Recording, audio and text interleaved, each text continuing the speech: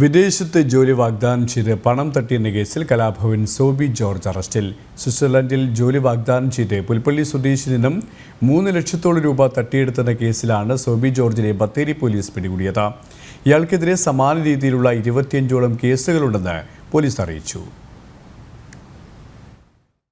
സ്വിറ്റ്സർലാൻഡിൽ ജോലി വാഗ്ദാനം ചെയ്ത് പുൽപ്പള്ളി താന്നിത്തെരുവ് സ്വദേശിയിൽ നിന്ന് ലക്ഷങ്ങൾ തട്ടിയ ശേഷം പ്രതി മുങ്ങുകയായിരുന്നു. 2021 സെപ്റ്റംബർ മുതൽ 2022 മാർച്ച് വരെയുള്ള കാലയളവിലാണ് 3,04,200 രൂപ പല തവണകളിലായി പുൽപ്പള്ളി സ്വദേശിയിൽ നിന്ന് ബാങ്ക് അക്കൗണ്ട് മുഖാന്തരം വാങ്ങിയത്.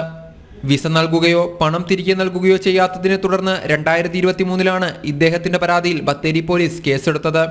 സ്വകാര്യ വാഹനത്തിൽ സഞ്ചരിക്കുന്നതിനിടെ കൊല്ലം ചാത്തന്നൂരിൽ നിന്നാണ് ബത്തേരി SI ശശികുമാറിന്റെ നേതൃത്വത്തിലുള്ള പോലീസ് സംഘം സോബി ജോർജിനെ കസ്റ്റഡിയിലെടുത്തത്. ഇയാൾക്കെതിരെ സമാന രീതിയിലുള്ള 25ഓളം കേസുകളുണ്ടെന്നും ഇതിൽ 6 വയനാട്ടിൽ നിന്നാണെന്നും പോലീസ് പറഞ്ഞു. വയനാട്ടിൽ നിന്നും മാത്രം സമാന രീതിയിൽ 26 ലക്ഷത്തോളം രൂപ പ്രതി തട്ടിയെടുത്തെന്നാണ് പരാതിയിലുള്ളത്. ജനം, വയനാട്.